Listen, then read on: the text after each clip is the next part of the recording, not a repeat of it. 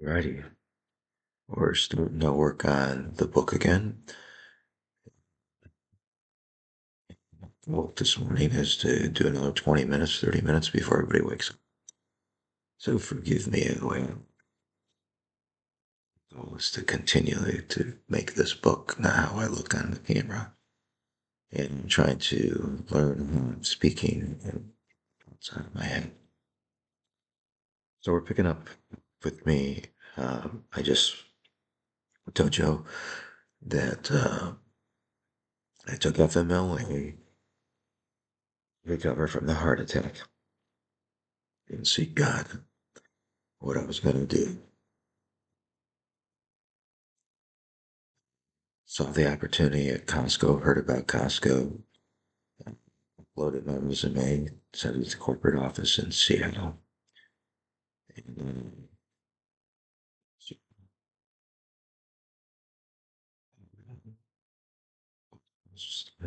corporate headquarters up there. And dropped the resume off at the trailer where the school was being built over off of Polo Club. And then I was shortly contacted. Um, this Aaron Rogers and the staff at Costco.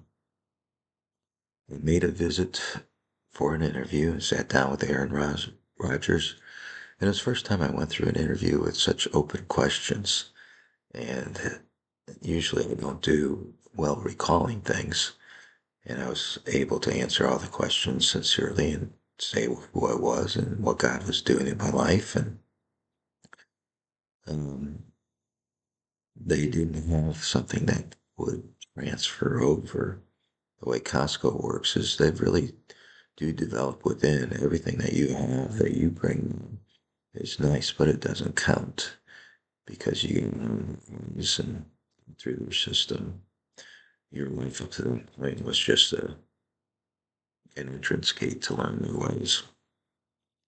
So they offered me a position of doing outside sales and marketing and representing the company. Did my research on the company, found out that they had their culture and it's a positive culture. They hire people that are driven and they get the most out of them, but they pay them well. They take care of them well. So again, I leave an Amazon and I'll take another pay cut to start over again with another company. And I have here 25-year-olds, 30-year-olds. They've been with the company now for several years. They're my boss, and they want to make sure that they know that they're my boss. Um, Try to weed people out quickly. Um, they want to make sure that you're going to fit the culture and stuff. I go there, and again, I'm recovering from the last heart attack. Um, Start working, and I start doing what I normally do. I trust God that He's going to provide for me. I have to go out and do outside sales. That means cold calling. That means walking up to a business and trying to say, "Hi, can I talk to you?" And again, God just uses who I am. And I listen to Him, and I go in and I do my presentation. My job is not to convince anybody of anything. My job is to present. If I do a good enough presentation, I'm sincere, I share what it means to me, hopefully there's a connection. I built the stories of Costco around my life, what they offered, and I believed everything about it. They were a good company. So I would make the presentation, and Costco had this desire that when you sign somebody up, that 60% of them would be signed up into their executive program. The other 40% could be um, their basic program, and then they try to upgrade them later. Um, I was able to become the number one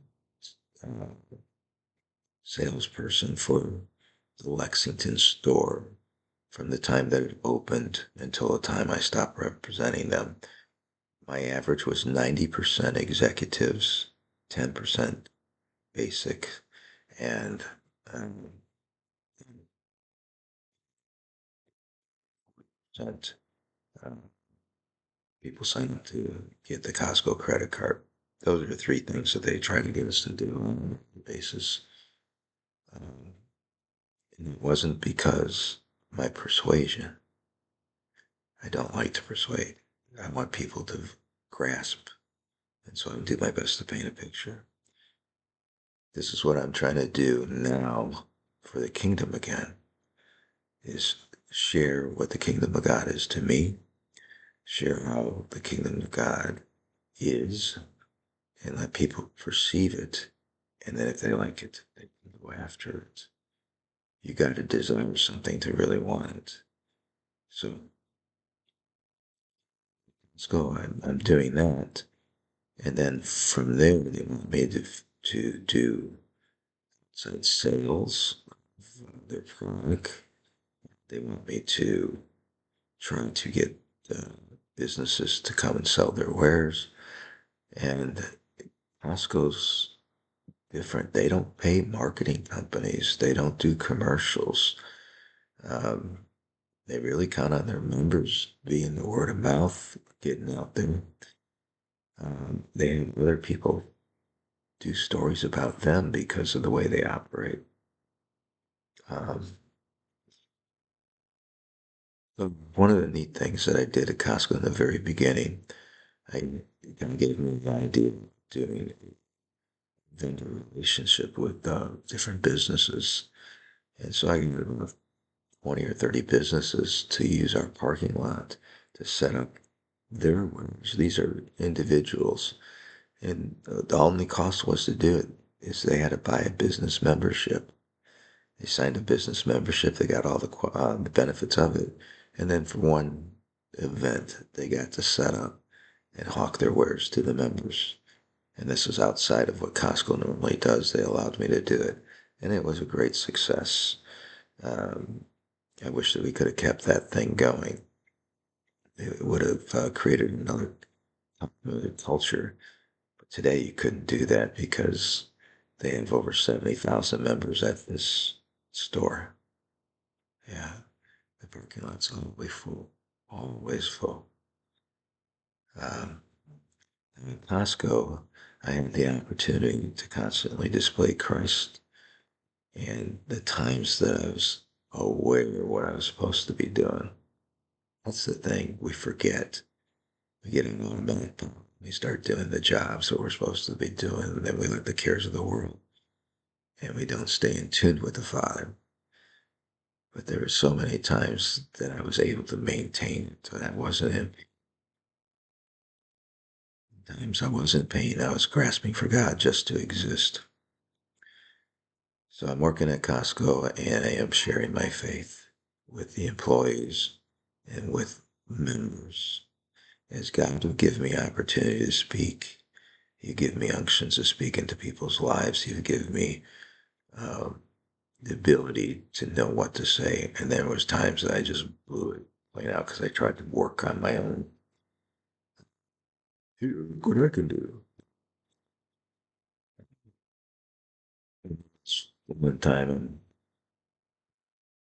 I believe it was after reading a book, how to raise the book, and I had my kids. They took me out to an Irish pub and give them all the books. I said, I don't want anything for my birthday or Christmas, whatever time it was. All I want you to do is read this book. I need you as my family to know where I'm going and what's going on. And it's through that book and the relationships I developed with the people there that I stretched out and I was willing to raise the dead.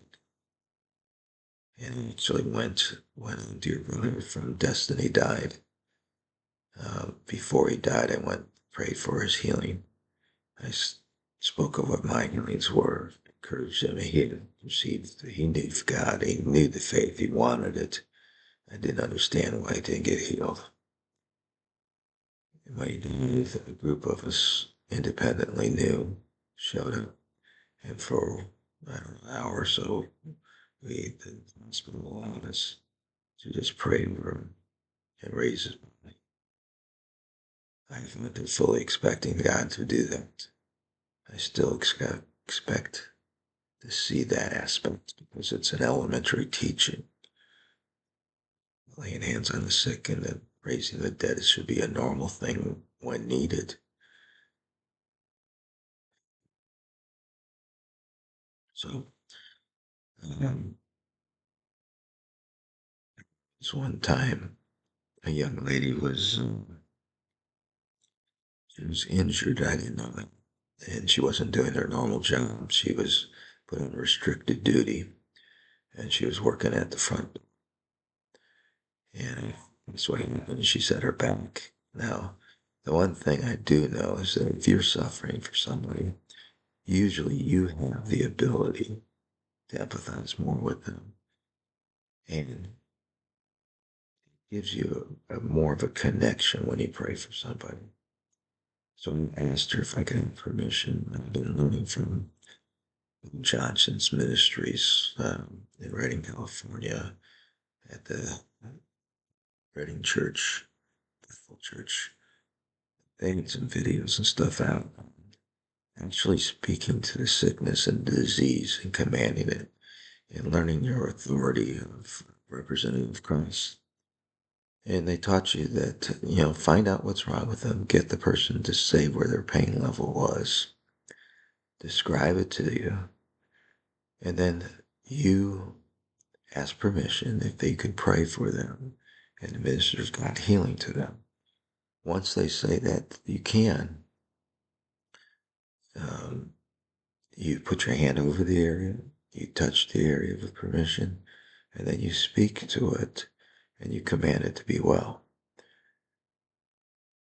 I was in the process of doing that. As I did it, the young lady and she said, "What'd you do? What happened?" And it's just God loving you. I said, "No, really, what you do? I feel better." I just explained it's God loving you and meeting your needs. The next thing I find out, she calls her mom. "Mom, is this possible? Could this be done?" Because, well, Mom explained to her, yes, that could be done. And that was one of the healings that took place at Costco.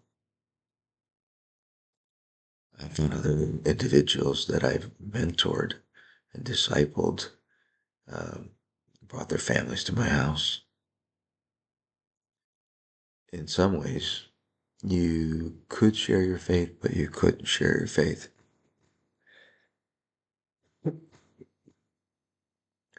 And you understand that.